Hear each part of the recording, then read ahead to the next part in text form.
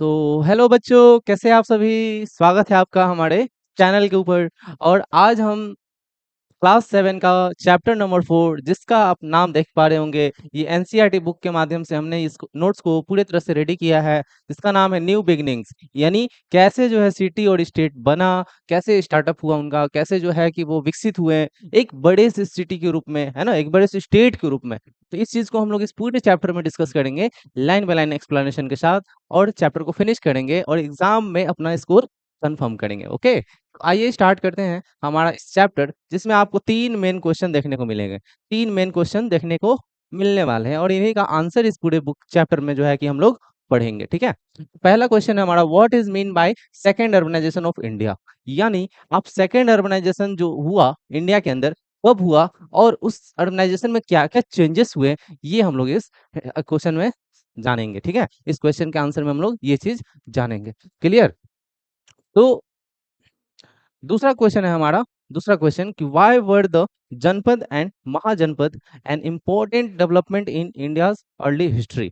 यानी क्यों, क्यों जो है जनपद और महाजनपद जो है हमारे डेवलपमेंट का, जो इंडिया के डेवलपमेंट का जो हिस्सा है, उसमें सबसे इम्पोर्टेंट यही रोल, इन्हीं दो रोल, इन्हीं दोनों का क्यों रोल इम्पोर्टेंट होता है, इन्हीं दोनों का क्यों इम्पोर्टेंट रोल हो जाता है। ठीक है, तो ये भी हम लोग जानेंगे, जनपद और महाजनपद का क्यों इंपॉर्टेंट रोल हो जाता है हमारे इंडिया के डेवलपमेंट में, लाइक सिटी के डेवलपमेंट में और स्टेट्स के डेवलपमेंट में। तो ये चीज हम लोग जानेंगे। ठीक है, थर्ड क्वेश्चन क्या बोलता है कि what kind of system, what kind of system, हाँ, what kind of system governance did they evolve, है ना, किस तरह का सिस्टम इन्वॉल्व था हमारे पूरे सिस्टम को चलाने में, गवर्नेंस सिस्टम को चलाने में किस तरह का सिस्टम इन्वॉल्व था, ये भी जानेंगे। एंशियंट टाइम पे जो था सिस्टम, क्या वो आज के टाइम पे भी फॉलो होता है, क्या वो एक दूसरे से इंटरकनेक्टेड है, ये भी जानेंगे हम लोग। चलो, तो बिना देरी किए चैप्टर को हम लोग स्टार्ट करते हैं। ठीक है, तो हम लोग सबसे पहले टॉपिक पे आ गए हैं, जिसका नाम है, आपको यहाँ पे दिख पा रहा होगा, जिसका नाम है from decline to transition, the end of India's first urbanisation. देखो, भले ही फर्स्ट अर्बनाइजेशन खत्म हुआ हो, लेकिन एक नया युग जो है शुरू हुआ, है ना, जिसको हम लोग सेकेंड अर्बनाइजेशन बोलते हैं, है ना। तो कहीं ना कहीं एक एक जो समय रहता है वो खत्म होता है, तो दूसरा समय स्टार्ट होने का बारी आता है। ठीक उसी तरह हमारा एक समय था फर्स्ट अर्बनाइजेशन, जो कि जब इंडिया का फर्स्ट अर्बनाइजेशन खत्म होता है, तो सेकेंड अर्बनाइजेशन स्टार्ट होता है। कहीं न कहीं दोनों का इंटरकनेक्टेड था, कनेक्शन था एक दूसरे से। ऐसा नहीं है कि दोनों अलग ही था, टोटली अलग था, नहीं, कुछ ना कुछ कनेक्शन था। ठीक है? तो after the decline of Indus और Harappan civilization around the early second millennium BCE, urban life in India disappeared for nearly 1000 years. समझ पा रहे हैं ना ये चीज़ कि इंडस और हड़प्पन सिविलाइजेशन, ये जब था लगभग आज से 2500 साल पहले, 2500 साल पहले आपको इंडस और हड़प्पन सिविलाइजेशन देखने को मिलता था। तो ये टाइम पीरियड भी आपका दिया हुआ है, सेकंड मिलेनियम बीसी, है ना, 2000 साल पहले का बात कर रही है। तो लगभग 2500 साल पहले इंडस वैली सिविलाइजेशन जो था हुआ करता था, और अर्बन लाइफ भी देखने को मिल रहा था उस टाइम पे। फिर जो है डिसअपियर हो गया, खत्म हो गया वो चीज। फिर जो है हजारों साल बाद फिर से देखने को मिला, है ना, हजारों साल बाद फिर से देखने को मिलता है। सिटीज वर एबंडेंट, है ना। फिर देखा गया क्या कि भाई जब इंडस वैली सिविलाइजेशन का डिक्लाइन होता है, खत्म होता है वो टाइम पीरियड, तो फिर देखा क्या गया कि जितना भी सिटीज था वो क्या हो गया, डिसअपियर हो गया, मतलब खाली हो गया, एकदम से खाली हो गया, कोई नहीं रहा वहां पे। धीरे धीरे वहां पे सन्नाटा हो गया, सब लोग क्या कर गए, माइग्रेट कर गए, कहीं और चले गए। क्योंकि इंडस वैली सिविलाइजेशन जब डिक्लाइन होता है ना, तब वहां पे जितने भी संसाधन थे, रिसोर्सेस थे, वो कहीं ना कहीं खत्म हो गया, डिस्ट्रॉय हो गया, जिसकी वजह से लोग क्या कर गए, माइग्रेट कर गए। ठीक है, तो माइग्रेट कर गए भाई, क्यों, रीजन क्या था, तो इंडस वैली सिविलाइजेशन का डिक्लाइन होना। ठीक है, तो people reverted to village life, लोग जो थे फिर से वापस आ गए गांव के लाइफ में, है ना, गांव के लाइफ में।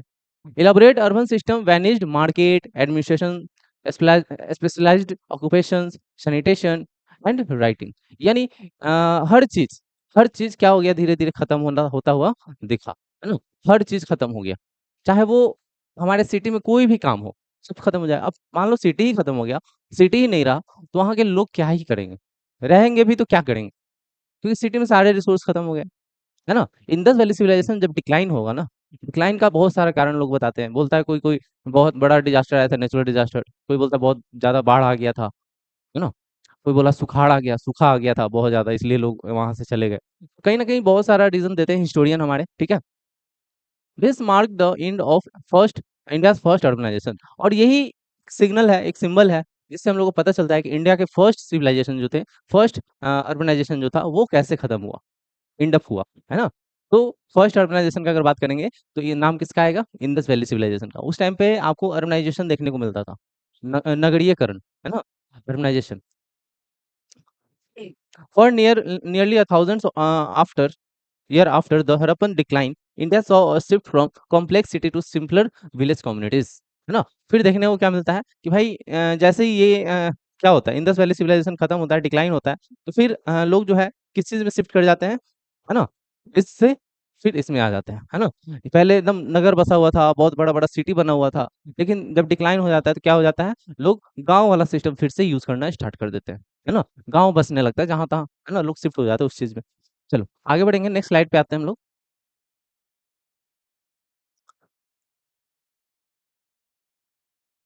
हम्म, अब यहाँ हम लोग देखेंगे second part, the rise of the second urbanisation, the foundation of new India. देखिए, जैसे फर्स्ट अर्बनाइजेशन क्या होता है, डिक्लाइन होता है, हमारा कौन, इंडस वैली सिविलाइजेशन, है ना, जिसको हड़प्पन सिविलाइजेशन के भी नाम से हम लोग जानते हैं। वो डिक्लाइन होता है तो जस्ट उसके बाद तो नहीं, मतलब कुछ सालों बाद क्या होता है कि लोग शिफ्ट हो जाते हैं गांव वाले साइड में, गांव मतलब गांव बसा देते हैं। फिर जो है धीरे धीरे उसी में क्या होता है, कुछ चेंजेस होना स्टार्ट होता है ना। तो राइज होता है किस चीज का, सेकंड अर्बनाइजेशन का, और उसका फाउंडेशन रखा जाता है, न्यू इंडिया का फाउंडेशन रखा जाता है ना, एक नया भारत का। However, in the first millennium BC, a new phase of urban growth began in the fertile Gangetic Plain, part of the Indus Basin surrounding region. देखो, ये चीज देखने को कब मिला, फर्स्ट मिलेनियम बीसीई के टाइम पे। क्या देखने को मिलता है भाई, कि लोग जो थे वो अब शिफ्ट होना स्टार्ट कर रहे हैं, है ना, लोग फिर से सेटल होना स्टार्ट कर रहे हैं, लोग फिर से अर्बनाइजेशन की तरफ जाने का सोच रहे हैं। तो कहीं ना कहीं उसका शुरुआत होगा, कहीं ना कहीं ये शुरुआत होता है आपके गैंगेटिक प्लेन से।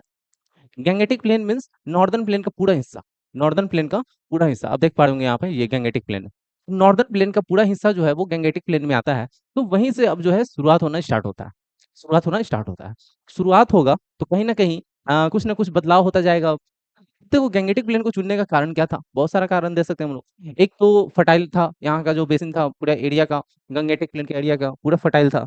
साथ में यहाँ पे वाटर का अवेलेबिलिटी था, यहाँ पे वाटर मौजूद था। साथ में आपको बहुत सारे रिसोर्सेस, प्लांट्स रिसोर्सेस, खेती करने का संसाधन, मिट्टी अच्छा था। तो कहीं ना कहीं बहुत सारा यहाँ पे आपको ऑप्शंस दिख रहे थे, हर रिसोर्स अवेलेबल दिख रहे थे।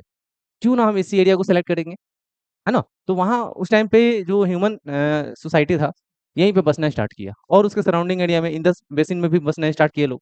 इंदस बेसिन वही हड़प्पन सिविलाइजेशन वाला जो एरिया था, उस एरिया का बात कर रहा है, और उसके आसपास वाले जितने एरिया हैं उसको भी कवर किए गए, और वहां पे भी लोग बसना स्टार्ट किए। फिर धीरे धीरे मनुष्य का आबादी बढ़ता गया, धीरे धीरे आबादी बढ़ता गया, फिर जो है कि लोग एक बड़े से सिविलाइजेशन का जो है कि ढांचा तैयार कर लेते हैं, ठीक है। This resurgence of towns and cities, known as India's second urbanization, gradually spread across the subcontinent. हाँ, क्या लिख रहा है यहाँ पे, कि आप देख पा रहे होंगे कि धीरे धीरे क्या होता है कि ये सारा सेटअप होना स्टार्ट होता है, लोग सेटल होना स्टार्ट कर देते हैं। सेटल होने के बाद टाउन सिटीज ये सब बनना स्टार्ट हो जाता है ना, टाउन सिटीज ये सारा चीज बनना स्टार्ट हो जाता है, जिसको हम लोग सेकेंड अर्बनाइजेशन के नाम से भी जानने लगते हैं अब, ठीक है। फिर धीरे धीरे पूरे देश भर में क्या हो गया, स्प्रेड हो गया, फैल गया, पूरे सब कॉन्टिनेंट में, इंडिया के हर कोने कोने में लोग जो है सेकंड सेकंड अर्बनाइजेशन का जो हिस्सा थे सब लोग बनना स्टार्ट हो गया। कहीं ना कहीं पूरे भारत में आपको सेकंड अर्बनाइजेशन का रूप देखने को मिला। It led the foundation for new political and social system, और यहीं से अब स्टार्ट होता है हमारा पॉलिटिकल और सोशल सिस्टम का फाउंडेशन तैयार करना। कैसे जो है कि एक ऑर्गेनाइजेशन को चलाया जाए, कैसे जो है कि उसको मेंटेन रखा जाए, कैसे सोसाइटी में इक्वालिटी बरकरार रखा जाए, कॉन्फ्लिक्ट पैदा ना हो एक दूसरे के बीच, एक दूसरे से मतलब लड़ाई झगड़ा ना हो, ऐसा सीन ना क्रिएट हो जाए, जिसके लिए एक पॉलिटिकल और सोशल सिस्टम तैयार करना बहुत जरूरी था, क्या।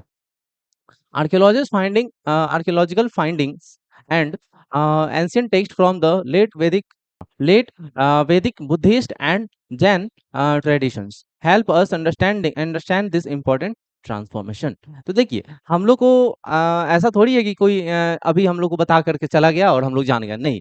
कोई कोई चमत्कार हुआ और हम लोग जान गए कि कैसे-कैसे हुआ था सारा चीज़, नहीं, ऐसा कुछ नहीं हुआ था। कहीं न कहीं इन सब का रोल है हमको ये सारा चीज़ जानने के पीछे। आज जो भी चीज़ हम लोग जानते हैं ना, कहीं न कहीं इन्हीं सब चीज़ों का रोल है ना? वेद का रोल है ना? बुद्धिस्ट ट्रेडिशंस, जैन ट्रेडिशंस, इन सब चीज़ों का रोल है, जो कि आर्कियोलॉजिकल जो है, ये हम लोग को ये सारा चीज़ प्रोवाइड किए। आर्कियोलॉजिस्ट जो होता है ना, वो क्या करते हैं, हिस्ट्री के ऊपर रिसर्च करते हैं और रिसर्च करके स्टडी करके हम लोग को क्या करते हैं, सारा प्रोवाइड करते हैं, जितना भी थ्योरी है या फिर एविडेंस है ना? कहीं न कहीं इन सब चीज़ों का योगदान है, वेद का योगदान है, बुद्धिस्ट ग्रंथ का योगदान है, जैन ग्रंथ का योगदान है, तो कहीं न कहीं सब चीज़ों का योगदान है, ठीक है?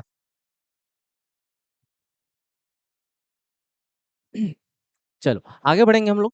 तो यहाँ पे आप लोग देख पा रहे होंगे, ये समझ गए हम लोग। तो जो भी ट्रांसफ़ॉर्म हुआ है, कैसे बदलाव हुआ है, कैसे चेंजेस आए हैं, वो सारा चीज़ इन्हीं सब चीज़ों से मिलता है।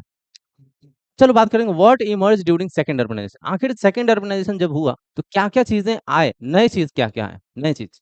तो पहला है हमारा जनपद, है ना? जनपद आया पहले, फिर जो है महाजनपद आया, फिर जो है growth of trade, coin, city, ये सारा चीज़ होना स्टार्ट हो गया।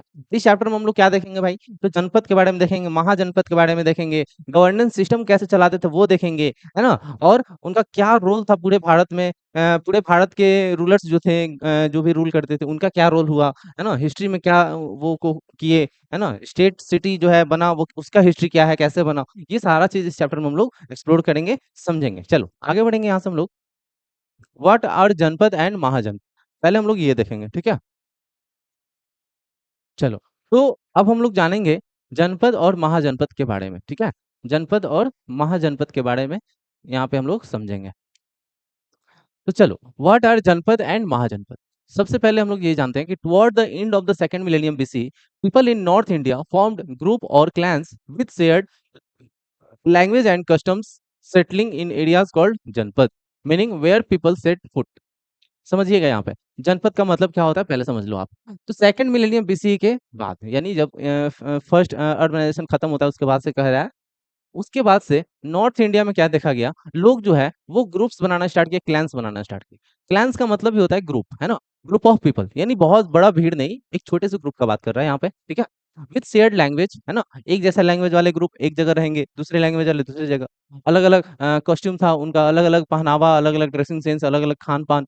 तो कहीं ना कहीं अलग अलग क्लैंस का अलग अलग कुछ कुछ भेद मिलता दिख रहा था, जो कुछ कुछ मिलता दिख रहा था, कुछ कुछ अलग भी दिख रहा था।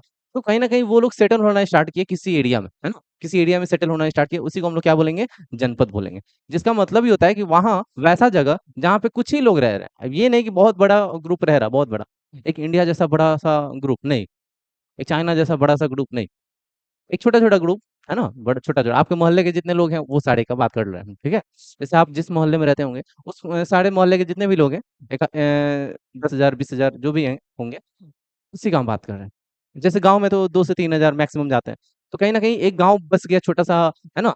हर जगह पे एक गाँव छोटा-छोटा, छोटा-छोटा बस रहा है, तो उसी को हम लोग क्या बोलेंगे? जनपद बोलेंगे, ठीक है? तो by the 6th century BC, some janapada merged to form large state called mahajanapada. फिर धीरे-धीरे क्या होता है, 6th सेंचुरी में ये चीज़ देखने को क्या मिलता है कि आपका जो छोटा-छोटा जनपद था, वो चेंज हो जाता है एक बड़े से एरिया में, एक बड़े से ग्रुप में, जिसको हम लोग महाजनपद कहने लगते हैं। क्या कहने लगते हैं? महाजनपद, ठीक है? महाजनपद कहने लगते हैं। तो ऐसे हुआ फॉर्मेशन फर्स्ट अर्बनाइजेशन के बाद से। तो जनपद जो है वो फॉर्मेशन होता है ना?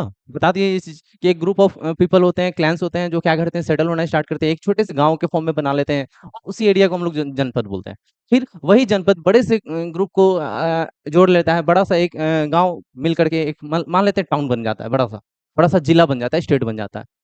छोटा-छोटा गाँव मिल करके स्टेट बन जाता है, डिस्ट्रिक्ट बन जाता है, टाउन बन जाता है। तो उसको हम लोग क्या बोलेंगे? महाजनपद बोलेंगे, ठीक है? Formation of mahajanapada. तो वैसे ही जो है कि मिल करके बन जाता है, बहुत सारे जनपद, है ना? बहुत सारे जनपद मिल करके एक बड़ा-सा महाजनपद बन जाता है। जैसे ये जनपद 1 हो गया, 2 हो गया, 3 हो गया, छोटा-छोटा मतलब गाँव के रूप में देखने को मिलता है आपको। और उन सब का अपना-अपना आइडेंटिटी होता है, अपना-अपना कम्युनिटी अलग-अलग बना लेते हैं, है ना? और रहते हैं, अपना जीवन चलाते हैं। हाँ, तो महाजनपद का हम लोग बात करेंगे तो बहुत सारा छोटा-छोटा जनपद का नाम है, बड़ा-बड़ा जनपद का भी नाम है हमारा, है ना? ये कुछ इमेजेस में आपको देख पा रहे होंगे। These mahajanapadas were bigger, better organized and had a strong ruler, administration and armies। तो कहीं न कहीं महाजनपद जो था, वो छोटा-मोटा नहीं था। जैसे जनपद हम लोग क्या पढ़े कि छोटा-मोटा एक क्लैन्स था, ग्रुप था, वो लोग अपना सेटल कर लिए, सेटल हो गए और सेटल होकर के अपना जीवन चला रहे हैं। तो वो जनपद हो गया। महाजनपद में बहुत सारा चेंजेस था, है ना? एक एडमिनिस्ट्रेशन सिस्टम था, एक स्ट्रॉन्ग रूलर था, है ना? स्ट्रॉन्ग रूलर था और एक आर्मी था उसके पास, एक ऑर्गेनाइज्ड आर्मी था, एक ऑर्गेनाइज्ड एडमिनिस्ट्रेशन सिस्टम था, है ना? एक स्ट्रॉन्ग रूलर था। कहीं न कहीं वो महाजनपद जो है ना, कहीं न कहीं बहुत स्ट्रॉन्ग था। ताकि दूसरे जगह से अगर लड़ाई-वड़ाई हो जाता है, तो ये सारी चीज़ें उनके काम आ सकें, ठीक है? आर्मी क्यों रखते हैं लोग? आर्मी दूसरों से अटैक होता है जब दूसरा कोई अटैक करता है हमारे ऊपर, तो उससे सेफ्टी के लिए आर्मी को रखा जाता है। कहीं न कहीं ये सारा चीज़ एक ऑर्गेनाइज़्ड सिस्टम तैयार करके महाजनपद सेट किया जाता था। क्या?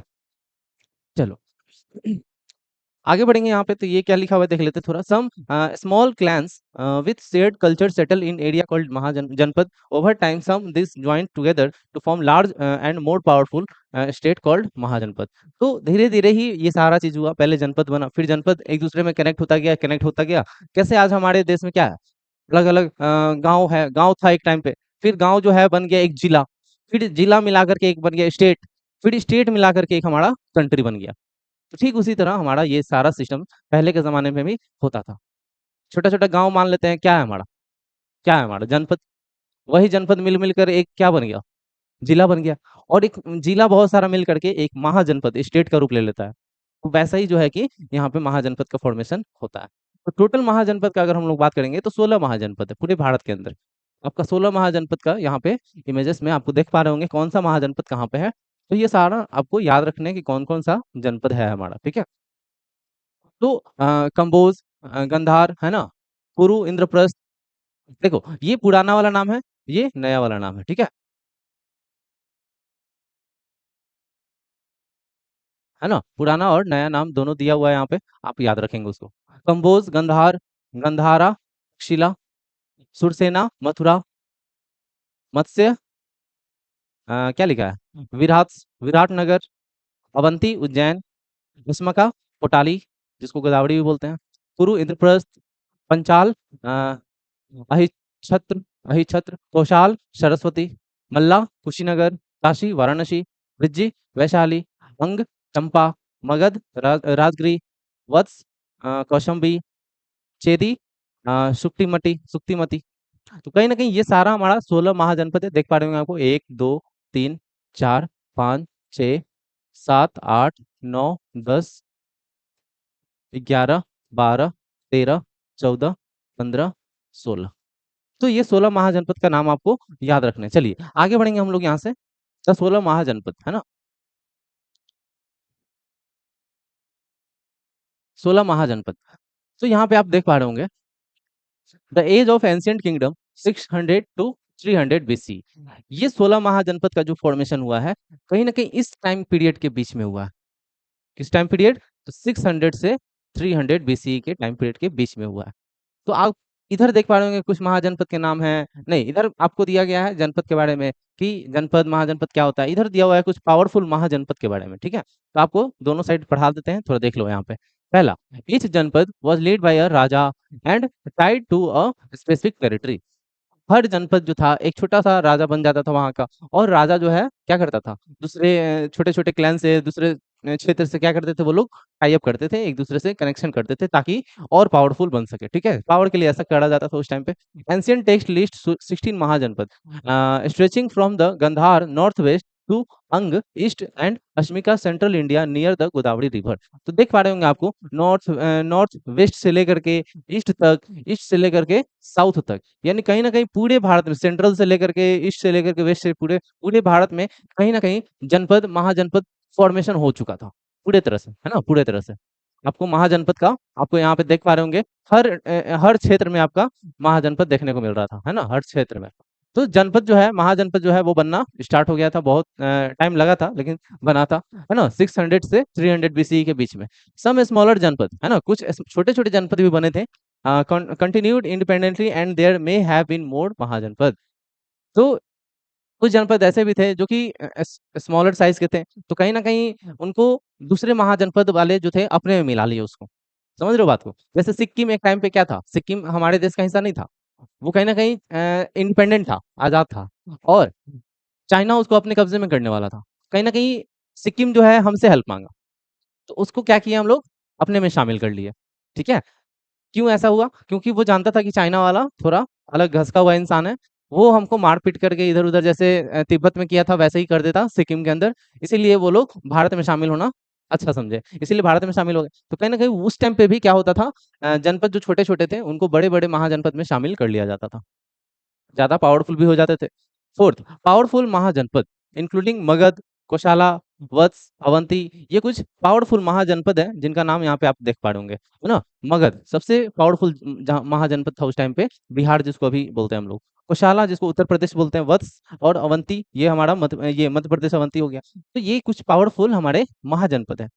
5वां पॉइंट क्या लिखा है कि देयर कैपिटल लाइक राजगिरी, है ना? कौशाम्बी वर लार्ज फोर्टिफाइड सिटीज विथ मोट and narrow gateway for defence. तो कहीं न कहीं आप देख पा रहे होंगे कि जो सिटी था, बड़े-बड़े महाजनपद, पावरफुल महाजनपद का जो सिटी था, कैपिटल बोल सकते हैं उसको। तो कैपिटल तो सिटी ही होता है ना, बहुत सारा विकास वहाँ पे हुआ रहता है, बहुत सारा डेवलपमेंट हुआ रहता है। उस महाजनपद के जो कैपिटल थे, उसको बहुत ज़्यादा डेवलप किया गया था, फोर्टिफिकेशन किया गया था। यानी एक तरह से मोट के फॉर्म में जैसे मान लो कि एक बड़ा-सा किला बनाया गया है, उस किला के आस-पास बड़े-बड़े खाई, गहरा-गहरा खाई हुआ करता था और बड़े-बड़े दीवालों से उसको घेरा जाता था, ताकि कोई अटैक हो तो सबसे पहले मतलब वो सोचे कि भाई कैसे अटैक करें? यहाँ बड़ा-सा खाई है, कैसे उस पे अटैक करा जाए? तो ये सारा डिफेंस सिस्टम एक तरह से दिया जाता था उस टाइम पे किसको? कैपिटल को। जो महाजनपद था उसके कैपिटल को ये सारा डिफेंस सिस्टम मिलता था, ठीक है? 5वां पॉइंट ये बोल रहा है। छठा क्या हो रहा है कि many of this ancient capital about 2500 year old are still city today. कहीं न कहीं उस टाइम पे 2500 साल पहले जो सिटी बना था, स्टेट बना था, महाजनपद का जो कैपिटल बना था, उस टाइम पे सोच लो कि उस टाइम वाला सिटी और स्टेट जो है आज भी एक्जिस्ट करता है उस नाम से। जैसे राजगिरी जो है, राजगिरी बिहार में है हमारा राजगिरी। तो कहीं न कहीं इसको थोड़ा-सा चेंज किया गया, राजगीर बोला जाता है ना? राजगिरी है यहाँ पे, तो बोलते हैं राजगीर। है ना? राजगीर बोलते हैं बस ये चेंजेस आया और कुछ चेंजेस ज़्यादा नहीं आया है। ठीक है? चलो आगे बढ़ेंगे हम लोग यहाँ से। तो 16 महाजनपद ये तो बता ही दिया आपको, है ना? आगे बढ़ेंगे तो ये पावरफुल कुछ महाजनपद है। मगध जिसका राजधानी राजगिरी है ना? कौशाला उत्तर प्रदेश जिसको आप बोलते हैं उसका राजधानी अयोध्या है। वत्स जिसका राजधानी हमारा कौशंबी है। अवंती जिसका राजधानी हमारा उज्जैन है। अच्छा हम लोग ये जो देखे थे ना इसमें ये 16 महाजनपद, ये महाजनपद और उसकी राजधानी दी हुई है, ठीक है? महाजनपद और उसकी राजधानी दी हुई है। चलिए, ये तो समझ पा रहे हैं आप लोग, ये समझ गए आप लोग। तो देखिए यहाँ पे आपको कुछ इसके फैक्ट्स दिए हुए हैं, जो हमारे अ, ये थे कैपिटल थे उसके बारे में। Strong and well fortified city surrounded by hills and natural barrier. तो राजगिरी जो था ना बहुत ही इम्पोर्टेंट एक जगह था, जहाँ पे एक तरह से नेचुरल फोर्टिफिकेशन था, ताकि कोई अटैक ना कर सके उस सिटी के ऊपर, स्टेट के ऊपर। अयोध्या का बात करेंगे तो एक इम्पोर्टेंट एंशिएंट सिटी है, कल्चरल सेंटर से लेके। है ना? कल्चर बहुत ज़्यादा जुड़ा है हमारे अयोध्या में आप जाओगे तो वहाँ पे हमारे इंडियन कल्चर बहुत ज़्यादा देखने को मिलेंगे, है ना? कौशाम्बी का बात करेंगे, एक बहुत ही प्रॉस्पेरस सिटी है हमारा, किस रिवर के किनारे? तो यमुना रिवर के किनारे, ठीक है? अगर बात करेंगे इसका अवंती का जिसका कैपिटल है हमारा उज्जैन, है ना? उज्जैन। मेजर सेंटर है ट्रेड और लर्निंग एंड कल्चर का, उज्जैन जो है। बहुत ज़्यादा इम्पोर्टेंट एक टाइम पे सिटी हुआ करता था, स्टेट हुआ ये कैपिटल हुआ करता था। भले ही अब सिर्फ धार्मिक जगह ही बन गया है, नहीं तो एक टाइम था कि वहाँ पे लोग सीखने आते थे, ट्रेड करने आते थे, ठीक है? चलिए, यहाँ तक तो आप समझ पा रहे हो। आगे बढ़ेंगे हम लोग, ये देखो स्ट्रॉन्ग फोर्टिफिकेशन किया गया है पूरे तरह से, है ना? एक तरह से प्रोटेक्शन दिया गया, पूरे तरह से डिफेंस रेडी किया गया है ताकि बचाव किया जा सके दुश्मनों से। तो देखो यहाँ पे क्या लिखा है, many of this ancient capital about 2500 year old still city. हाँ, आज भी ये सिटी जिंदा है बताया जा रहा है वैसे ही। अयोध्या है, ये राजगीर है, कौशाम्बी भी है, उज्जैन भी है, ये सारा है हमारे। चलो अब पढ़ेंगे why were many mahajanapada in Ganga plain. Ganga plain में ही बहुत सारा महाजनपद क्यों बना? चलो आगे बढ़ते हैं। तो गंगा प्लेन को ही क्यों चूज किया गया ये समझेंगे अब हम लोग। हाँ, चलिए, तो गंगा प्लेन को ही क्यों सेलेक्ट किया गया ये पढ़ेंगे अब हम लोग। The Ganga plain provide everything people needed to settle, grow and prosper. तो गंगा प्लेन को इसलिए सेलेक्ट किया गया क्योंकि गंगा प्लेन हर चीज प्रोवाइड कर रहा था लोगों को, सेटल होने के लिए, ग्रो करने के लिए, अनाज ग्रो करने के लिए, अमीर-उमीर होने के लिए, आपको ट्रेड करने के लिए हर चीज़ दे रहा था सुविधा, है ना? जैसे प्लेन एरिया में क्या होता है, हर चीज़ आप कर सकते हो, ट्रांसपोर्टेशन कर सकते हो, फैक्ट्री सेटअप कर सकते हो। कहीं न कहीं आज पूरे गैंगेटिक प्लेन में वही चीज़ हुआ है ना? पूरे भारत का अगर बात करेंगे गैंगेटिक प्लेन के अंदर, तो बहुत सारा चीज़ डेवलप किया गया उस एरिया में।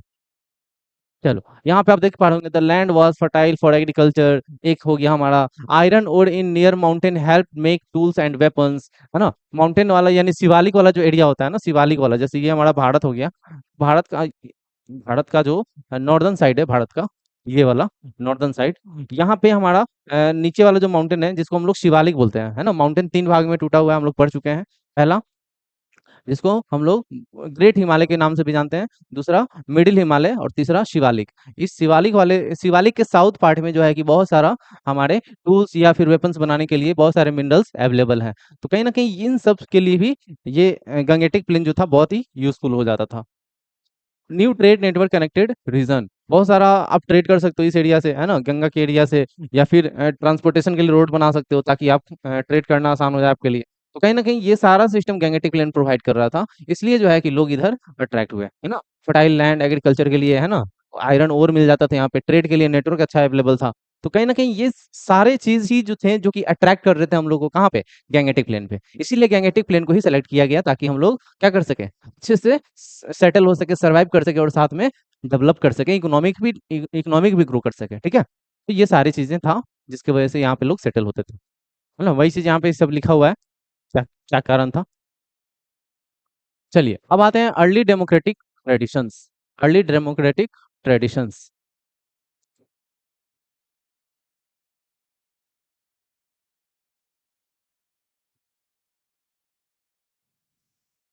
अब देखो, डेमोक्रेटिक ट्रेडिशंस हमारे एंशिएंट में डेमोक्रेसी तो था, इसमें कोई शक नहीं है कि डेमोक्रेसी नहीं था। आज भले ही डेमोक्रेसी आज ना हो, बस नाम के लिए डेमोक्रेसी है। लेकिन एंशिएंट टाइम पे था डेमोक्रेसी। तो डेमोक्रेसी जब था उस टाइम पे, तो कहीं न कहीं उस डेमोक्रेसी में बहुत सारे ऐसे प्रिंसिपल्स थे, बहुत सारे ऐसे खूबियाँ थी डेमोक्रेसी में, जिसकी वजह से डेमोक्रेसी का एक तरह से रूट जो है, एंशिएंट टाइम को, अर्ली टाइम को ही बोला जाता है। आज डेमोक्रेसी अचानक से नहीं प्रकट हो गया है। एंशिएंट टाइम से ही उसको कहीं न कहीं ट्रांसफ़र होता गया है एक जनरेशन से दूसरे जनरेशन में, ठीक है? तो डेमोक्रेसी इसलिए आज भी क्या है, ज़िंदा है हमारे बीच। उसके प्रिंसिपल्स ज़िंदा हैं, कैसे डेमोक्रेसी काम करता है, उसके फीचर्स ज़िंदा हैं, उसकी ख़ासियत, उसकी खूबसूरती सब ज़िंदा है। लेकिन प्रैक्टिस में नहीं है, ग्राउंड लेवल पे नहीं है ना? हमारे देश में अच्छे से फॉलो नहीं होता है डेमोक्रेसी, बाकी डेमोक्रेसी आज भी ज़िंदा है हमारे पास, ठीक है? काउंसिल जिसको सभा और समिति भी बोला जाता था। तो ये सारा सिस्टम आज भी है। आज हम लोग काउंसिल बोलते हैं उसको, लेकिन एक टाइम पे सभा, समिति ऐसे बोला जाता था। सभा बुलाई जाए, समिति बैठाई जाए, ऐसे-ऐसे उस टाइम पे यूज़ होता था इन सब चीज़ों का। तो सभा और समिति बैठाने के पीछे क्या कारण था? डिस्कस होना, डिबेट करना, डिस्कशन होना, कानून बनाना, रूल्स, नियम, कानून, ये सारा चीज़ें एक तरह से फॉर्मेशन करना, उस टाइम पे था। वही चीज़ आज के टाइम पे क्या है? लेजिस्लेचर। क्या है? लेजिस्लेचर। लेजिस्लेचर का काम क्या होता है? लॉ मेकिंग, कानून बनाना, डिस्कशन, डिबेट करना। तो ये सारी चीज़ें कहीं न कहीं हमारे एंशिएंट टाइम से ही उठाए गए हैं, एंशिएंट टाइम से ही जुड़े हुए हैं। बस उसमें कुछ न कुछ बस बदलाव करते गए हम लोग। बाकी रूट कहीं न कहीं वहीं से जुड़ा हुआ है ना? चलिए, आगे बढ़ेंगे हम लोग। यहाँ पे कुछ लिखा हुआ है फैक्ट्स, 3 पॉइंट देख लेते हैं क्या लिखा है। ईच जनपद हैड अ काउंसिल कॉल्ड सभा एंड समिति। हर जनपद में क्या होता था? एक काउंसिल होता था, जिसको सभा और समिति कहते थे हम लोग। जहाँ पे बड़े-बड़े जो लोग थे, मतलब बुजुर्ग लोग, वो मैटर्स, क्लैन के मैटर्स पे डिस्कशन करते थे, बात करते, डिस्कस करते थे। जो भी नियम कानून का ज़रूरत है, वो लाते थे, है ना? जो दोषी है उसको सज़ा भी देते थे। तो कहीं न कहीं पंचायत वाला सिस्टम जो आज भी हमारे पास है ना? पंचायत वाला सिस्टम। सेकंड पॉइंट क्या लिखा है? The raja was expected to follow the council's advice, not rule alone. सोचिए, आज तो जो प्राइम मिनिस्टर चाहेगा वही होगा। बाकी कोई चाह दे, कुछ भी चाह दे, उसे मतलब ही नहीं है प्राइम मिनिस्टर को। सरकार एकदम अंधी, बहरी, गूंगी सब हो गई है। लेकिन एक टाइम था, कहीं न कहीं हमारे भारत में ही था वो टाइम, कि राजा भले ही राजा है, अपने जगह है, लेकिन एडवाइस जो है काउंसिल का मानना पड़ेगा, फॉलो करना पड़ेगा। जो भी काउंसिल बोलेगा वो मानना पड़ेगा, ऐसा। और काउंसिल किससे जुड़ा हुआ था? लोगों से जुड़ा हुआ था, ग्रुप ऑफ द पीपल, जिसको क्लैन हम लोग बोलते हैं, उनसे जुड़ा हुआ था। तो कहीं ना कहीं ये सारी चीजें जो है कि उस टाइम के खूबसूरती, खासियत, एक अच्छा समाज, एक वेल मेंटेन्ड समाज, इक्वालिटी, हर किसी का डेवलपमेंट, ये सारी चीजें पॉसिबल थी उस टाइम पे, तभी तो हो रही थी। आज के टाइम पे तो एक्स्ट्रा पॉसिबल होना चाहिए, लेकिन देखने को ही नहीं मिलता है। भाड़ में जाए, गरीब गरीब होते जा रहे हैं, अमीर और अमीर होते जा रहे हैं। खैर छोड़ो, ये सारी बातें अब कहने के लिए ही बस है। आप बोलते रहो, कोई मतलब नहीं है सरकार को, किसी से नहीं मतलब है ना। अभी जैसे प्रोटेस्ट हो रहा है ना जंतर मंतर दिल्ली में, किसी को फर्क पड़ रहा है क्या? सरकार से कोई बयान आया है क्या? कोई बयान नहीं। ऊपर से धर्मेंद्र प्रधान क्या बोलते हैं कि एंटी नेशनल है वो लोग, ये वो कुछ भी बोल रहे हैं उनके बारे में। वो लोग मतलब प्रोटेस्टर नहीं है, वो लोग को कुछ और ही नाम दे रहे हैं, जबकि सारे स्टूडेंट गए हैं वहां पे। कोई ऐसा नहीं है, बच्चे गए हैं, बूढ़े भी गए हैं, तो वो स्टूडेंट के कहीं ना कहीं पेरेंट्स हैं। तो ये सारी चीजें जो हो रही हैं, एजुकेशन सिस्टम को सुधारने के लिए हो रही हैं। और कुछ तो नहीं मांगा जा रहा है, धन दौलत दे दो सारे स्टूडेंट्स को, सरकार का सारा खजाना दे दो स्टूडेंट्स को, ऐसा तो कुछ मांग नहीं है। बस एजुकेशन सिस्टम को सुधार दो आप, पेपर लीक वाला सिस्टम रोक दो आप, सिंपल। बाकी कोई डिमांड नहीं है ना स्टूडेंट्स का।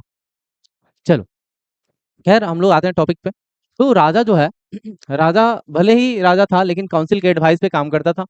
थर्ड पॉइंट क्या है, बोला कि सम टेक्स्ट से an unfit ruler could be removed by the assembly, though this was not a fixed rule, है ना। कभी कभी क्या होता था, कुछ टेक्स्ट ऐसे थे जो कि रूलर्स जो थे उनको अनफिट बताते थे सोसाइटी के लिए, तो उसको रिमूव कर देते थे, हटा देते थे उसको। सोचिए, आज ऐसा ऐसा नियम कानून बनता है कि जबरदस्ती हम लोग को फॉलो करना पड़ता है। लेकिन एक टाइम था कि जैसे ही देखते थे कि ये प्रॉब्लम हो रहा है, इस कानून से, इस कानून से ये दिक्कत हो रहा है, इस कानून से इस कम्युनिटी को दिक्कत है, तो उसको हटा ही देते थे, रिमूव कर देते थे, क्या।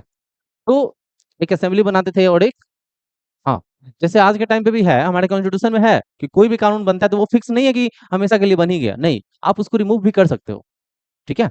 उसके लिए बहुत सारे प्रोसेस है, प्रोसीजर है जो कि फॉलो करने होते हैं, ठीक है। महाजनपद है टू टाइप्स ऑफ गवर्नेंस, महाजनपद में दो तरह का गवर्नेंस सिस्टम था। चलो जानते हैं कि कौन कौन था। एक था मोनार्की, दूसरा था गणाज और संघास। चलो मोनार्की के बारे में जानते हैं। यहाँ पे राजा का शासन हुआ करता था, राजा को पावर दिया जाता था, लेकिन supported by ministers and assembly, है ना। इनको भी सपोर्ट चाहिए ना, राजा अकेले ही थोड़ी सारा चीज कर लेंगे, तो इनको भी सपोर्ट चाहिए, असेंबली का, मिनिस्टर्स का सपोर्ट मिल लेकर के यही काम कर देते हैं। His role was pass to his son, है ना, एक तरह से हेरिडिटरी सिस्टम था, है ना। बेटा राजा का बेटा बेटा फिर राजा बनेगा, फिर बेटा का बेटा राजा बनेगा, है ना। तो ये वाला सिस्टम था उस टाइम पे, ठीक है। ही कलेक्टेड टैक्स, इसका काम क्या था भाई, तो टैक्स को कलेक्ट करना। ही मेंटेन लॉ एंड ऑर्डर, है ना, लॉ एंड ऑर्डर को भी मेंटेन करना राजा का ही काम था। ही बिल्ड फोर्टिफिकेशंस, फोर्टिफिकेशंस बनाने के पीछे कारण क्या था भाई, तो सेफ्टी, अपने प्रजा का सेफ्टी करना, अपने जनपद का सेफ्टी रखना, ये राजा का काम था। केप्ट एन आर्मी, आर्मी रखते थे ताकि सेफ्टी प्रोवाइड हो सके सबको, है ना। मगध हो गया, कुशाला, अवंती, ये कुछ एग्जांपल्स हैं जहाँ पे राजा का सिस्टम था और ये सारा राजा का काम था, ठीक है। आगे बात करेंगे गणाज और संघास के बारे में। इन सम लाइक वजी माला के पास क्या था, सभा और समिति हैड मोर पावर, है ना। देखो, समझना यहाँ पे, गनाज और संगाज अलग सिस्टम था, ये मोनार्की सिस्टम है, ये गनाज और संगाज अलग सिस्टम था। ये सिस्टम में क्या था कि आपको पावर, मोस्ट पावर जो है कि आपको सभा और समिति के पास था। इन ये लोग ज्यादा पावरफुल थे इस फॉर्म्स ऑफ गवर्नमेंट में, मोनार्की वाले में नहीं थे। मोनार्की वाले में बस एडवाइस लेते थे, है ना, सपोर्ट लेते थे, लेकिन पावर इनके पास ज्यादा है ना, किसके पास, सभा और समिति के पास। तो देखो क्या क्या है इनके पास, जान लेते हैं। Decision were made through discussion और वोटिंग एमंग एलिट्स, यानी जो भी बड़े बुजुर्ग थे, एल्डर्स थे, विद्वान थे, उनके सपोर्ट से, उनके डिबेट डिस्कशन से, उनसे डिस्कस करके जो है कि कोई भी फैसला लिया जाता था, डिसीजन लिया जाता था। Some time they choose the raja, कभी कभी यही लोग राजा भी चुनते थे कि कौन राजा बनेगा भाई। सभा समिति बैठाते थे, सब लोग डिस्कशन करते थे कि हाँ भाई आप में से कोई एक राजा बन जाएगा, जो भी ऑनलाइन देख रहा है ये वीडियो। तो आसानी है, आसानी से आप लोग राजा बन सकते हो घर बैठे बैठे, लेकिन डिपेंड करता है इनके ऊपर कि आपको राजा बनाना चाहते हैं कि नहीं, ठीक है। चलो आगे बढ़ते हैं। थर्ड पॉइंट क्या है कि this word called early republics. सोचिए, कितना पहले रिपब्लिक वाला सिस्टम आ गया था। कहीं ना कहीं रिपब्लिक ही तो है ना, कि भाई हम राजा चुन रहे हैं, भले ही डेमोक्रेटिक वाला सिस्टम नहीं था, लेकिन डेमोक्रेसी ही तो था, ये सारा चीज़ कॉन्सेप्ट जो है डेमोक्रेसी वाला ही है, कि भाई हम राजा चुनेंगे, हम लोग डिस्कशन डिबेट करेंगे, यानी जितने भी क्लैन्स हैं, ग्रुप्स हैं, वो चाहेंगे जिसको बनाना वो बनेगा राजा। तो ये रिपब्लिक हो गया, यानी रिपब्लिक का मतलब ही होता है head of the nation is elected, है ना? जो हेड ऑफ द नेशन होता है वो इलेक्टेड होना चाहिए, चुना हुआ होना चाहिए, है ना? अब कोई बैठा देगा ला करके कि हाँ ये राजा है, तो वैसा नहीं होना चाहिए, इलेक्टेड होना चाहिए, चुना हुआ, सबके डिस्कशन डिबेट के साथ। They functioned as oligarchy or republican system rather than fully democratic ones, है ना?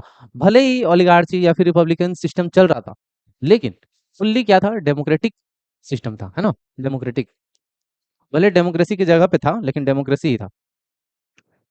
This tradition show that early India had system where people's participation and discussion played an important role in governance। फिर यही यही सारा जो पुराने के time पे ट्रेडिशंस था, वही आज हमारा एक तरह से सिस्टम का रूप में आ गया है। ठीक है, कि भाई कैसे जो है इलेक्शन होगा, लोग वोट करेंगे, अपने लीडर को चुनेंगे, और वही लीडर क्या करेगा, पूरे देश के ऊपर राज करेगा, है ना? राज करेगा क्या मतलब होता है, राज नहीं करेगा, मतलब एक तरह से देश के लिए काम करेगा, लेकिन कर ही नहीं रहा है लोग। चलो, अब पढ़ेंगे हम लोग the janapada and the mahajanapada brought big changes to Indian society. Janapada और महाजनपद के अंदर चेंजेस आता है, इंडियन सोसाइटी के अंदर चेंजेस आता है, क्या किस तरह का चेंजेस आता है ये जानेंगे हम लोग। ठीक है, पहला, न्यू स्कूल्स ऑफ थॉट, यानी एक नया विचारधारा जो है कि लोगों के बीच आता है, नया विचारधारा। किस तरह का विचारधारा था भाई, स्कूल ऑफ थॉट मतलब वही विचारधारा, है ना? विद्वानों का विचारधारा, एलिट्स पीपल का, है ना? और भी बहुत सारे जो वैदिक कल्चर के टाइम पे लोग थे, संत महाराज थे, उन लोगों का। लेट वैदिक Buddhist and Jain teaching spread through scholars, monks and nuns traveling across India और people on pilgrims। समझ पा रहे हैं यहाँ पे कि लेट वैदिक यानी वैदिक पीरियड के टाइम का बात कर रहा है, मतलब वैदिक पीरियड के टाइम जैसे ही खत्म हो जाता है उसके बाद का बात कर रहा है। बुद्धिस्ट, जैन, ये लोग जो थे अपने अपने हिसाब से जो भी अच्छी बातें, मतलब पॉजिटिव चीज, ये नहीं कि निगेटिव चीज फैलाना स्टार्ट कर दिए, नहीं, पॉजिटिव चीज फैलाते थे ये लोग। तो कहीं ना कहीं ये सारे जैसे स्कॉलर्स हो गए, है ना, विद्वान लोग, मॉन्क बोलते हैं उनको जो कि बौद्ध धर्म को फॉलो करते हैं, नन्स बोलते हैं जो कि जैन धर्म को फॉलो करते हैं। तो ये लोग क्या किए, ट्रैवलिंग किए, पूरे इंडिया में ट्रैवल किए, है ना? आज हमारे देश में बौद्ध धर्म है, जैन धर्म है, हर धर्म के लोग हैं, तो कहीं ना कहीं इन्हीं सब का योगदान है ना? पीपल ऑन पिलग्रिम्स, है ना, पिलग्रिम्स बोलते हैं इनको, जो क्या करते हैं, स्कॉलर्स होते हैं, जो नन्स मॉन्क्स, ये सब ट्रैवल करके धर्म प्रचार करते हैं, धर्म के अच्छे चीजों को बताते हैं, है ना, मानवता को बढ़ावा देते हैं एक तरह से। तो कहीं ना कहीं ये सारी चीजें उस टाइम पे हो रहे थे। ठीक है, तो वैदिक पीरियड के टाइम पे भी ये चीज हो रहा था, बौद्ध टाइम पे भी हो रहा था, और Jain time. These teachings helped spread new ideas about life, ethics, non-violence and equality। सोच रहे हो ना आप, क्या ये लोग कर रहे थे? ऐसा नहीं है कि कुछ गलत कर रहे थे, कभी कुछ गलत नहीं किए, हमेशा क्या किए, देखो भाई यहाँ पे new idea, spread new idea about life, है ना? नया आइडिया लाते थे जीवन में इनरोल करने के लिए उस चीज को। जैसे आज के टाइम पे कुछ नया आइडिया आता है तो कुछ ना कुछ उसका जीवन में काम होता है, कहीं ना कहीं अपने लाइफ में काम होता है उसका। ठीक है, एथिक्स, नॉन वायलेंस, है ना, एक बढ़िया मतलब मोरल वैल्यूज देते थे अपने ग्रंथ से, अपने विचारों से, अपने आइडियाज से। और साथ में नॉन वायलेंस का भी बात करते थे, इक्वालिटी मेंटेन रखने का बात करते थे। तो कहने की ये सारी चीजें पॉजिटिव चीजें हैं। ठीक है, चलिए आगे बढ़ेंगे। सेकंड पॉइंट क्या लिखा है, सेकंड और थर्ड देख लेते हैं। सेकंड, इंडियन आर्ट इम्प्रूव, है ना, and grew, setting the stage for more growth during the later empires. तो इंडियन आर्ट डेवलप होता है ना, आर्ट सिस्टम डेवलप होता है। बहुत सारे रूलर्स जो थे वो आर्ट पे भी फोकस करते हैं बहुत अच्छे से, क्योंकि वो उनको पसंद था आर्ट। ठीक है, आर्ट पसंद था, साथ में बहुत सारे आर्किटेक्चर भी थे ऐसे ऐसे जो कि आर्किटेक्चर भी करते थे। तो ये सारी चीजें भी ग्रो होना स्टार्ट हो जाता है, लोग जो थे कुछ ना कुछ अपने टैलेंट से चीजों को बनाते थे, जैसे पोट्री, पेंटिंग्स, स्कल्पचर, है ना, आर्किटेक्चर। तो ये सारी चीजें जो है कि डेवलप होना स्टार्ट हो जाता है उसके बाद से, है ना, जब आइडियाज स्प्रेड होता है ना, इक्वालिटी स्प्रेड किया जाता है, फिर ये सारी चीजें भी स्प्रेड होना स्टार्ट हो जाता है, डेवलप होना स्टार्ट हो जाता है।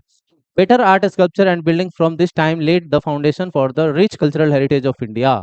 यानी इसी टाइम से इनका एक तरह से फाउंडेशन स्टार्ट होता है कब? जब ये आर्ट का एक तरह से प्रचलित होना स्टार्ट हुआ, जब स्टार्टअप हुआ, फाउंडेशन हुआ, उसी टाइम से आज के टाइम तक में देख पा रहे होंगे आप लोग कि कहीं न कहीं आर्ट, आर्किटेक्चर, स्कल्पचर, बिल्डिंग्स ये सारी चीज़ें और ग्रोथ किए किए गए, ठीक है?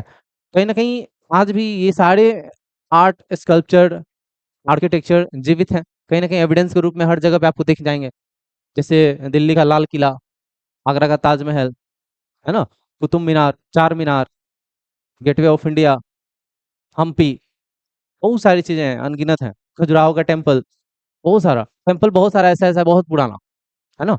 तो कहीं न कहीं आप देख पा रहे होंगे, समझ पा रहे होंगे इस चीज़ को कि आर्ट और आर्किटेक्चर जो है आज भी कहीं न कहीं हम लोग को हर रूप में देखने को मिल जाता है। हमारे घर में भी, हमारे बाहर, है ना? हर चीज़ में। अगला है थर्ड हमारा मेटल्स, आयरन मेटल्स जिसको मेटलर्जी भी बोलते हैं हम लोग।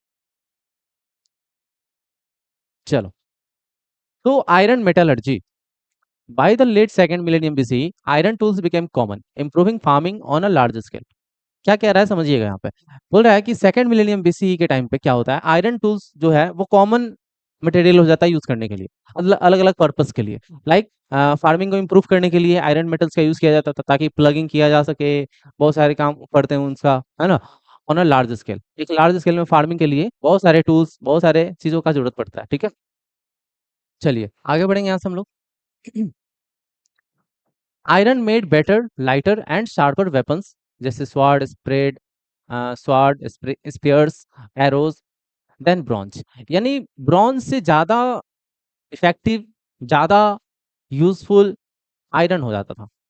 क्योंकि आयरन हल्का हो जाता था, हल्का के साथ-साथ ये शार्पर होने में बहुत आसानी था, मतलब तुरंत नोकीला बन जाता था, है ना?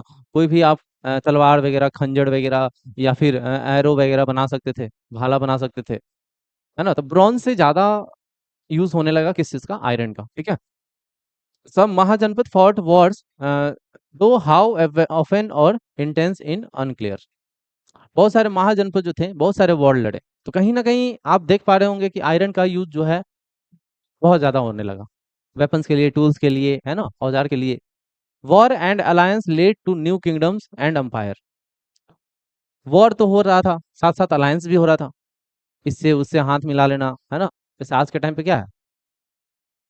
इंडिया रशिया का दोस्त है ना? पाकिस्तान का दोस्त कौन है? आप बताओ कमेंट में पाकिस्तान का दोस्त कौन है? चलो, war and alliance led by the kingdom and umpire, यानी एक तरह से किंगडम को स्ट्रांग करने के लिए, अंपायर को स्ट्रांग करने के लिए क्या किया जाता था? अलायंस किया जाता था या फिर वॉर किया जाता था, ठीक है? This innovation in ideas, art, technology made Indian society more advance, strong and dynamic. तो कहीं ना कहीं ये सारे जो चेंजेस हुए आइडिया के बेसिस पे या फिर बोल सकते हैं टेक्नोलॉजी के बेसिस पे, है ना, आर्ट के बेसिस पे, तो ये सारी चीजें कहीं ना कहीं इंडियन सोसाइटी के ऊपर इम्पैक्ट डाला। इंडियन सोसाइटी ग्रोथ किया, डेवलप किया। आज आज जो इंडियन सोसाइटी है हमारा, कहीं ना कहीं इतिहास का भी देन है उसमें, ठीक है? अब आप ये नहीं बोलोगे कि टोटली हमने किया है सारा चीज, नहीं, इतिहास से ही चलता आ रहा है और कहीं न कहीं उसी को हम लोग फ़ॉलो करते आ रहे हैं, ठीक है? चलिए, यहाँ तक तो समझ गए, आगे बढ़ेंगे यहाँ से हम लोग। अब देखिए यहाँ पे कुछ आपके क्वेश्चन्स दिए हुए हैं, जिसके आंसर भी किए हुए हैं, आपको करने की ज़रूरत नहीं पड़ेगी।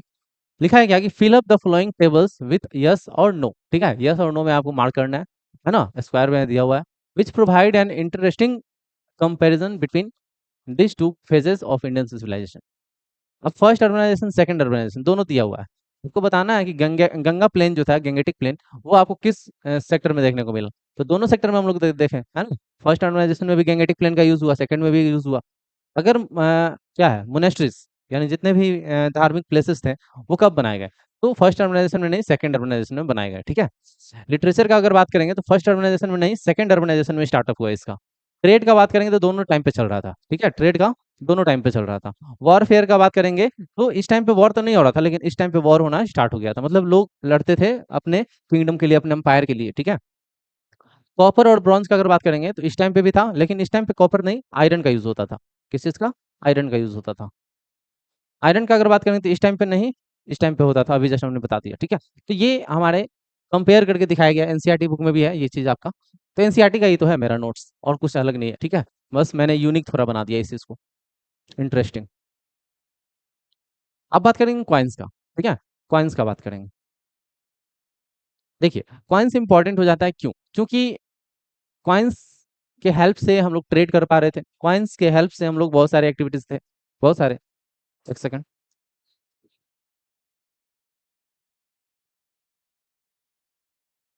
चलिए, तो कॉइन्स के बारे में हम लोग जानेंगे। The beginning of money in India. देखो, कॉइन्स के रूप में ही सबसे पहले मनी का स्टार्टअप हुआ भारत के अंदर। मनी मनी के फॉर्म में कॉइन्स ही सबसे पहले बनाए गए। Coins emerge at trade economic grew during the time of the mahajanapada. यानी महाजनपद के टाइम पे ही क्या हो गया था, कॉइन्स को ग्रो करवा दिया गया था, है ना, डेवलप हो गया था कॉइन्स का। Growing trade led to the first use of coins in India. As trade, commerce increased, people needed a convenient and reliable medium of exchange. This led to the first use of coin in India. Bharat के अंदर एक तरह से medium of exchange के रूप में कि भाई हमको कोई अगर सामान खरीदना है तो उसके बदले हमको कुछ देना होगा, तो पैसा के फॉर्म में देना एक तरह से कॉमन मीडियम ऑफ एक्सचेंज बन गया। कॉमन कॉमन मीन्स कि आप कोई चीज भी ले सकते हो, सिर्फ क्या देना है आपको, कॉइन्स देना है ना। एक तरह से मीडियम ऑफ एक्सचेंज का रूप ले लिया था कॉइन्स हमारा। तो कहीं ना कहीं ट्रेड में, कॉमर्स में आपका बहुत ज्यादा योगदान था इस चीज का। Second, early coins called punch mark coin, है ना। पंच मार्क कॉइन यानी कोई एक तरह का इसके ऊपर छाप बना दिया गया, और ये कॉइन है हमारा, तो इसके ऊपर ऐसे पंच कर दिया गया, तो उसके ऊपर इसका जो भी सिंबल्स था इसके ऊपर छप जाता था कॉइन्स के ऊपर। ठीक है, जैसे ये देखो, ये कॉइन्स है हमारा, तो कहीं ना कहीं इसके ऊपर ये पंच किया गया था, तब जाकर के ये सिंबल या फिर ये सारे डिजाइन बने हुए हैं। Were made of silver with symbol stamped on them, है ना। Later coin used copper, gold, other metals, है ना। तो सबसे पहले देखा क्या गया कि सिल्वर का कॉइन ज्यादा यूज कर रहा था लोग। फिर धीरे धीरे कॉइन्स जो है कॉपर का आने लगा, गोल्ड का आने लगा, और अदर मेटल्स का भी बनने लगा कॉइन्स। ठीक है, थर्ड पॉइंट का हम लोग बात करेंगे, तो each mahajanapada issued its own coin. हर महाजनपद अपना कॉइन बना लेता था, उसके ऊपर पंच कर लेना कि भाई राजा का फोटो रहेगा, मेरा फोटो रहेगा, मेरा सिग्नेचर रहेगा, ऐसा करके अपना एक क्वाइन तैयार करते थे। But coin were also trade between region and with other countries. तो कहीं ना कहीं क्वाइन का बहुत ज्यादा यूज होने लगा, दूसरे कंट्रियों में भी क्वाइंस का यूज करके लोग ट्रेड करना स्टार्ट कर दिए, या फिर अपने कंट्री के अंदर भी, है ना, अलग अलग। Why point mark coin were unique, ये यूनिक क्यों था, क्योंकि इसके ऊपर अलग अलग तरह के आपको अलग अलग तरह के आपको सिंबल्स देखने को मिल जाएगा। जैसे सिंबल के रूप में अगर बात करेंगे, stamped using a punch on metal pieces. Symbol के रूप में कुछ ना कुछ, जैसे कोई आदमी का सिंबल बना दिए, कोई डिजाइन बना दिया, है ना। और सिंबल इंक्लूडिंग एनिमल, प्लांट, सन, ज्योमेट्रिक पैटर्न्स एक्सेट्रा, यानी सर्कल, ऐसा सर्कल, ट्रायंगल, रेक्टेंगल टाइप का बना दिए।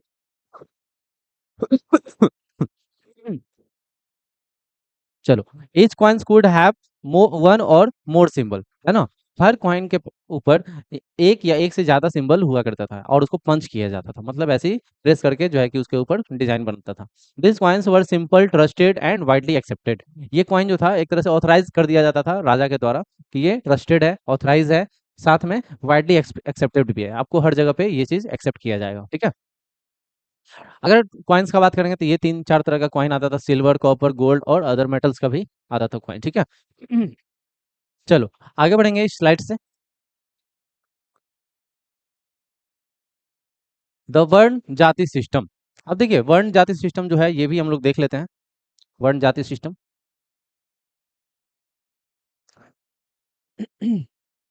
वर्णा द वर्णा जाति सिस्टम। देखो, वर्णा सिस्टम में क्या था ना कि सिर्फ और सिर्फ इन्हीं चार कैटेगरी में पूरी सोसाइटी को डिवाइड किया गया था, पूरे भारत के सोसाइटी को इन्हीं चार कैटेगरी में डिवाइड किया गया था। हमारे वेद वगैरह में भी ये सारा चीज दिया हुआ है। कहीं ना कहीं यही चार हमारा कैटेगरी था एक टाइम पे, लेकिन आज जो है इसी कैटेगरी के अंदर बहुत सारे चीज आ गए हैं, है ना, जैसे यहाँ पे दिया हुआ है, तो हम लोग जानेंगे पहले इसको।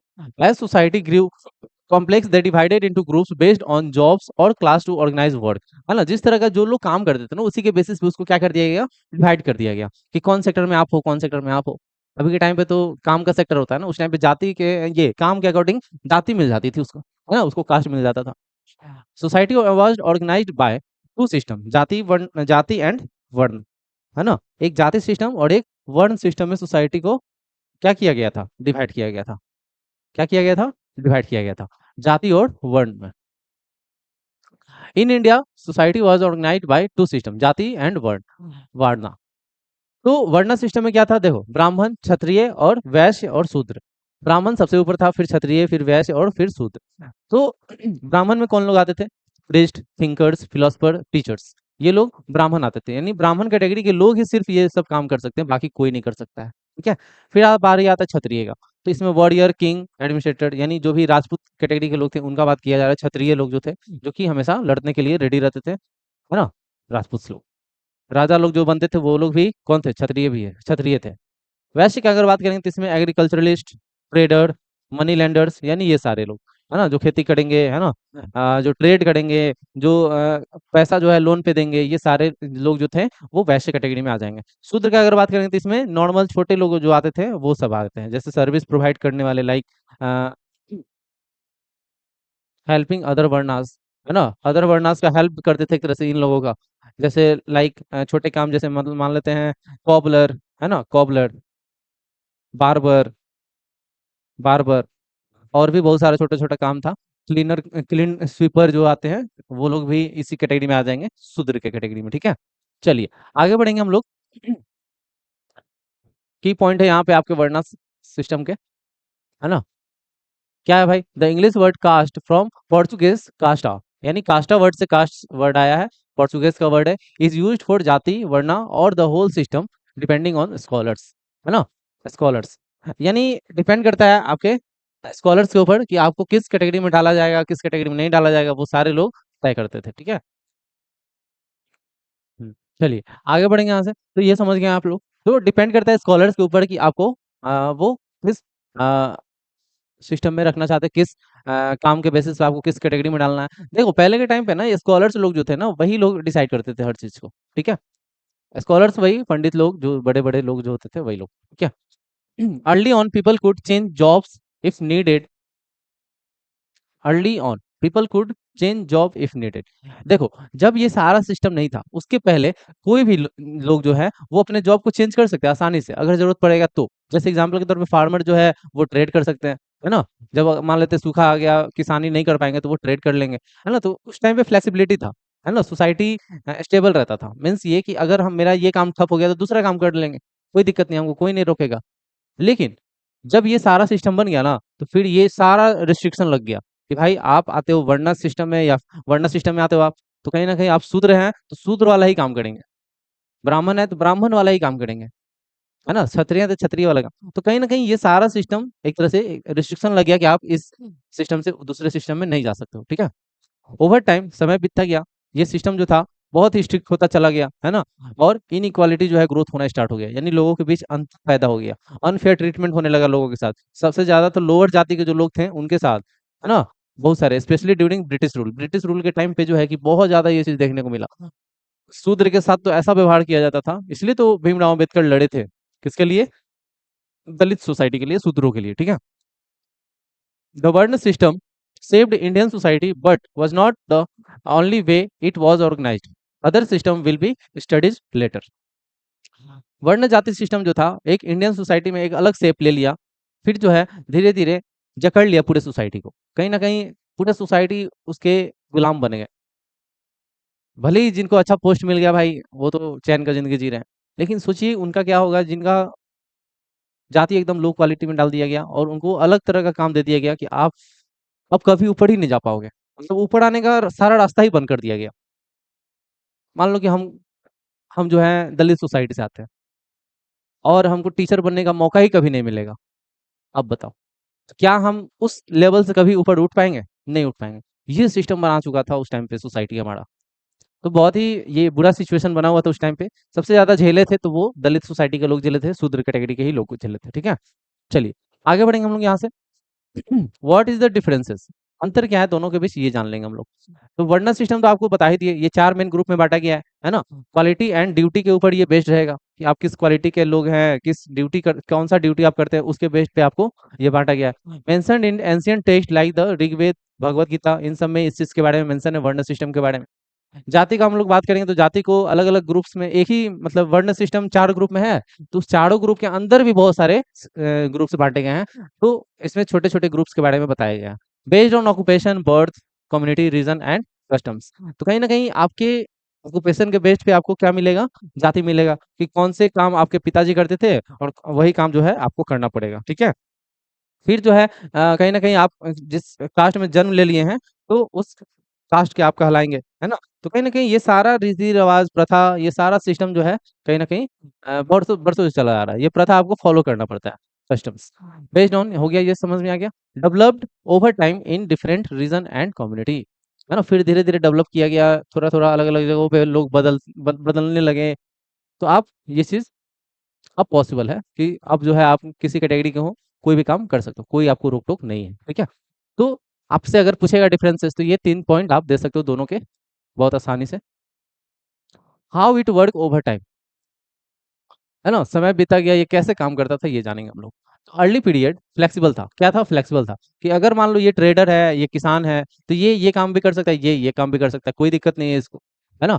फिर लेटर पीरियड में क्या हो गया? रिस्ट्रिक्शन लग गया कि भाई ये देखो, ये लोग कौन है? ये शूद्र कैटेगरी के लोग हैं। इनका एकदम नो एंट्री हो गया कहीं पे भी, बढ़िया-बढ़िया जगहों पे, है ना? जैसे एक साफ तालाब है, तो उसका पानी सिर्फ़ और सिर्फ़ बड़े लोग ही पिएँगे, शूद्र लोग नहीं पिएँगे। छुआ-छूत मानने लगा लोग कि इन लोगों में टच नहीं होना, अनटचेबिलिटी वाला सिस्टम आ गया। कहीं न कहीं पूरी तरह से पूरे सोसाइटी को डिवाइड कर दिया गया और कहीं न कहीं जो जिनका जनसंख्या बहुत कम था ना, जिनका जनसंख्या, वो लोग सोसाइटी के ऊपर राज कर रहे थे। और जिनका जनसंख्या बहुत ज़्यादा था, वो लोग गुलाम बन के जी रहे थे जीवन, ठीक है? तो ये हमारा सोसाइटी बन गया था। People could change occupation according to need, है ना? Occupation become fixed by birth, है ना? जन्म के हिसाब से आपको ऑक्यूपेशन फिक्स हो गया कि आपके पापा जो करते हैं, वही आपको करना पड़ेगा। ऐसा सिस्टम यहाँ पे था, ठीक है? लेकिन इसके पहले कुछ ऐसा नहीं था। फ्लेक्सिबिलिटी था यहाँ पे कि ताकि सोसाइटी कोई भी चैलेंजेस को आराम से लड़ सके, उसको जैसे मान लो सुखाड़ आ रहा है तो उसको सामना कर सके, अगर कोई वॉर लड़ा जा रहा है तो उसका सामना कर सके, इकोनॉमिक चेंजेस आ रहा है तो उसका सामना करा जा सके। तो ये सारा फ्लेक्सिबिलिटी था उस टाइम पे कि आप कोई भी काम को छोड़कर दूसरे काम में मूव कर सकते हो। लेकिन यहाँ पे क्या था, सोसाइटी डिवीज़न ग्रीव डीपर, है ना? यहाँ पे और ज़्यादा चीज़ जो है उलझ गया, लीडिंग टू इनइक्वालिटी, है ना? भेदभाव बढ़ गया, डिस्क्रिमिनेशन बढ़ गया, स्पेशली ड्यूरिंग ब्रिटिश रूल, ये चीज़ बता ही दी है। तो ये सारी चीज़ें देखने को मिला, ठीक है? जाति और वर्ण सब बता ही दिए। ये कुछ की फीचर है, देख लेते हैं हम लोग। अब देखो यहाँ पे जाति के बारे में दिया कि द बेसिक सोशल ग्रुप्स, है ना? एक सोसाइटी बन जाता है क्या? तो अलग-अलग जाति का, है ना? A group of people which with a specific job like farming, metal work, trader passed down through families. तो ये जाति सिस्टम में क्या था कि अगर पापा अगर ये हैं, क्या आपको बोलते हैं, कारपेंटर हैं, तो बेटा भी कारपेंटर ही बनेगा, ऐसा सिस्टम था जाति वाले में, कि जिस जाति से आप बिलॉन्ग करते हैं उसी जाति का काम करोगे, ऐसा सिस्टम था। तो कहीं न कहीं ये सारे चीज़ें, जैसे पंडित है कोई, तो पंडित का बेटा पंडित बनेगा, है ना? ब्राह्मण बनेगा। तो कहीं न कहीं बहुत सारा चीज़ जो है चेंजेस हुआ फिर धीरे-धीरे। फिर पंडित जी का जो बेटा होता है, पंडित का ब्राह्मण का जो बेटा होता है, वो फिर क्या होते हैं, वो चेंज कर लेते हैं अपना काम। जैसे पढ़ लिख लिए तो डॉक्टर बन सकते हैं, अब वकील बन सकते हैं, कुछ भी बन सकते हैं। लेकिन पहले नहीं था ऐसा, है ना? जाति had their own custom for marriage, ritual और फूड। जाति में क्या होता है, हर जाति का अलग-अलग सिस्टम होता है शादी करने का। और इनफैक्ट सेम जाति में ही शादी करना है, ये मेंटालिटी था। आज भी है, सेम जाति में ही शादी करेंगे।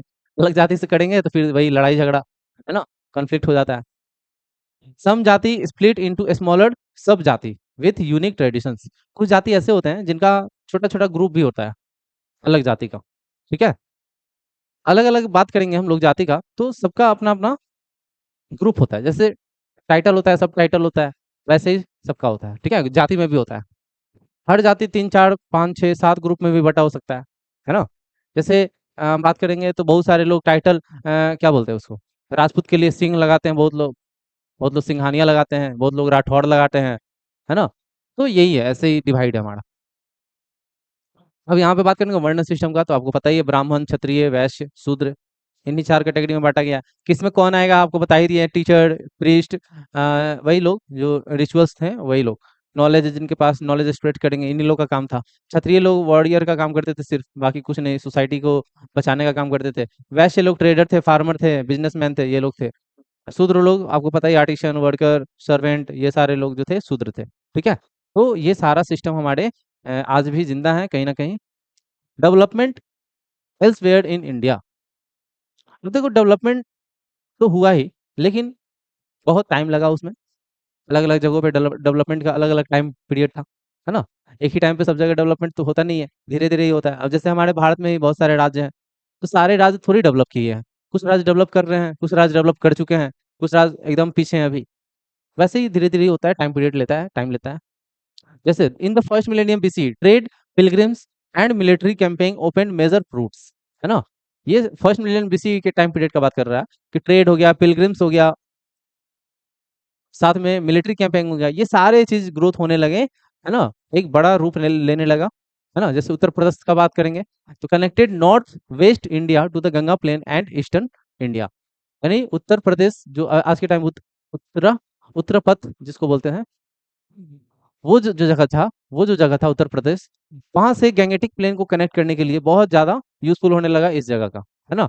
ईस्टर्न जगह से लेकर के गैंगेटिक प्लेन को कनेक्ट करने का। फिर है दक्षिण पथ, है ना, उत्तर पथ, दक्षिण पथ, other road, eastern India, south India, है ना, three southern kingdom from Cholas, Cheras and Pandyas.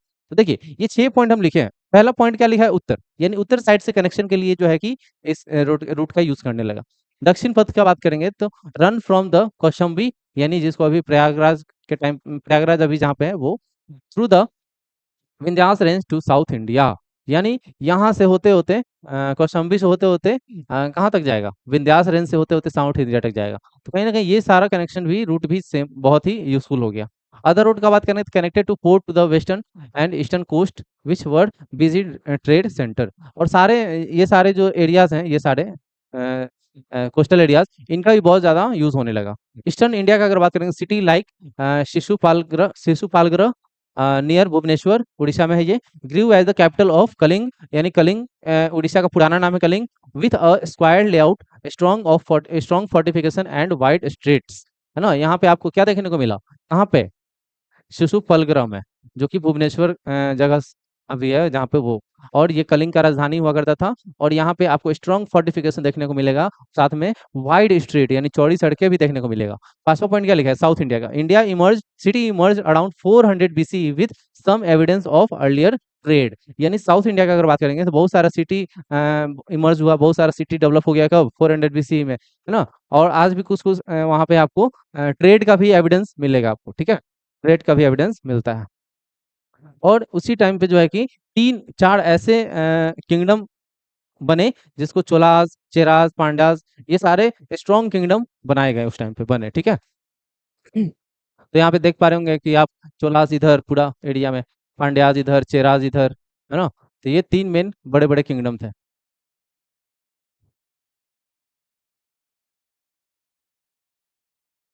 चलो, अब ये हमारा टाइमलाइन है एंशियंट इंडिया का, ये देख लेते हैं थोड़ा।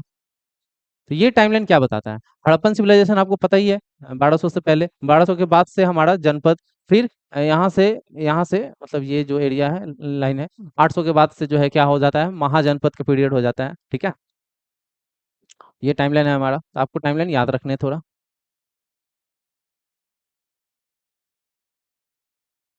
क्या लिखा है, expansion and connection in ancient India. देखो एंशियंट इंडिया का एक्सपेंशन जो होता है धीरे धीरे होता है ना।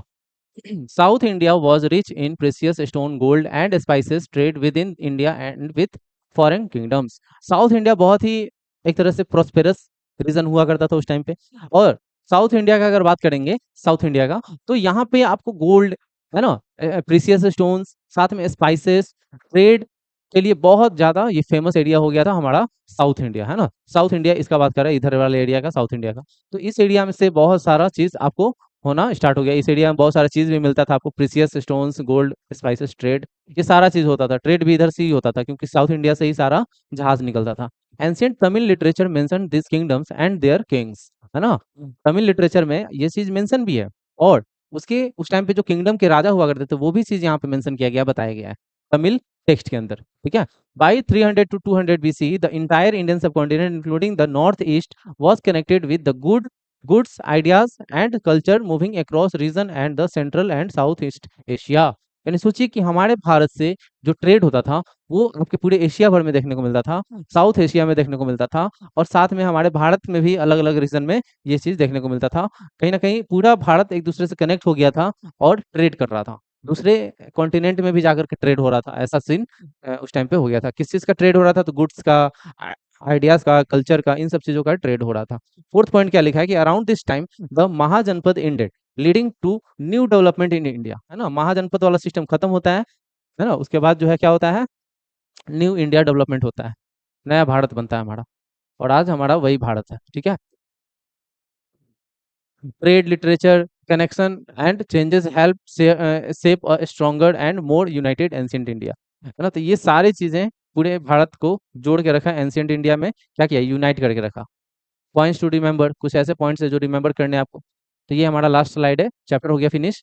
तो क्या लिखा है यहाँ पे कि सेकंड मिलेनियम बीसी में वही चीज यहाँ पे लिखा हुआ है जो कि हमने पढ़ चुका है कि सेकंड मिलेनियम ये सब जनपद कैसे बना, महाजनपद कैसे बना, फर्स्ट अर्बनाइजेशन, सेकंड अर्बनाइजेशन, है ना, ये सारी चीजें। तो कहीं ना कहीं ये चैप्टर हो गया फिनिश, ये पहले का ही सारा दिया हुआ है यहाँ पे फिर से थोड़ा सा रिमेंबर करने के लिए। तो ये चैप्टर हो गया फिनिश। अगला चैप्टर आएगा, आप लोग चैनल को सब्सक्राइब कर लेना ताकि आपको अपडेट मिल जाए कि नेक्स्ट चैप्टर जो है वीडियो कब आएगा कब नहीं। हम अभी डिक्लेयर नहीं करेंगे लेकिन वीडियो जल्द आएगा, इसलिए आप सब्सक्राइब कर लेना।